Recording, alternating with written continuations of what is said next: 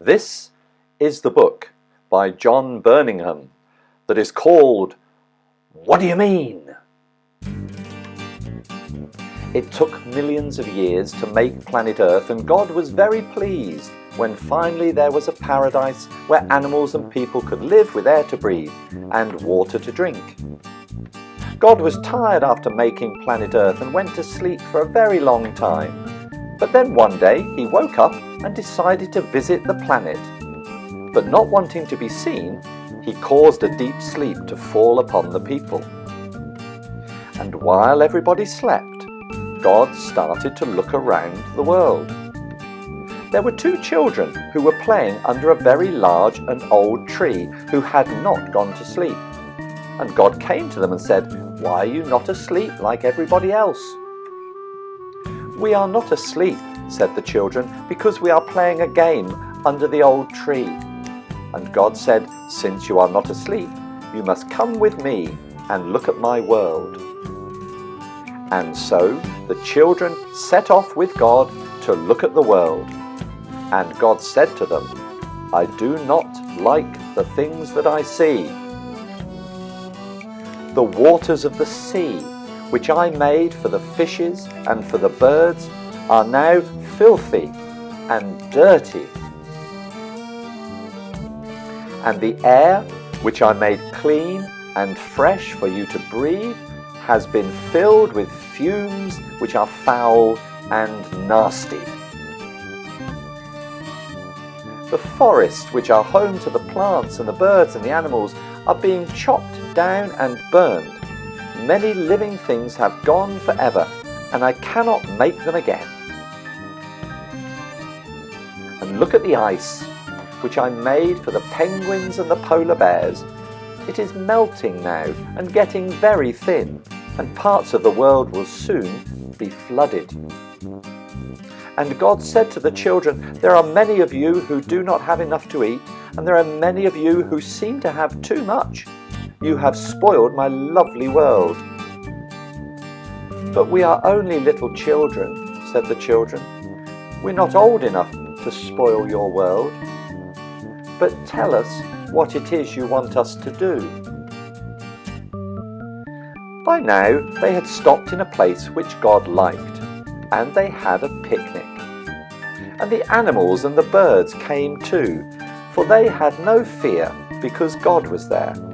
And God said, "You must go and tell the grown-ups to change the way they are living." "But grown-ups won't listen to us," said the children.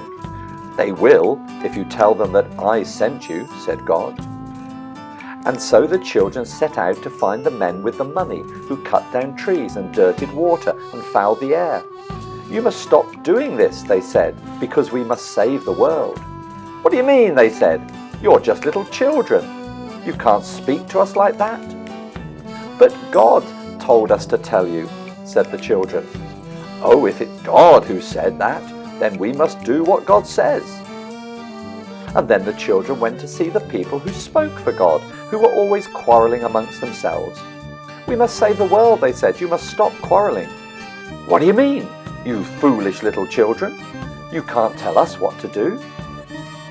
"But God sent us," said the children.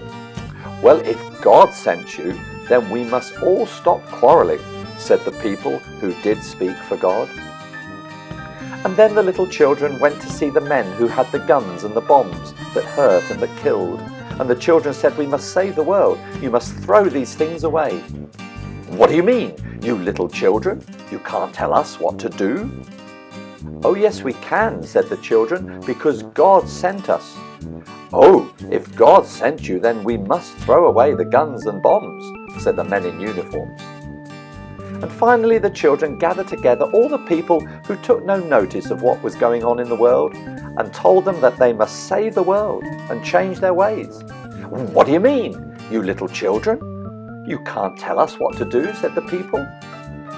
"But it is God who said that you must change your ways and save the world," said the children. "Oh, if it's God who said that, then we must change at once," said the people who took no notice. And so it came to pass that the men with the money stopped cutting down the trees and making the waters dirty and fouling the air.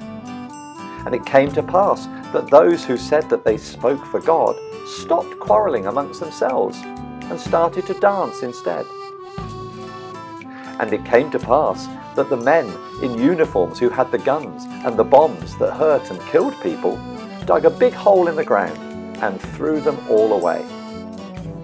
And even the people who stood by and took no notice of what was happening changed their ways and listened to the children. And so, those who did not have enough to eat now found that they had plenty, and the world became a better world. And everyone was happy living in it.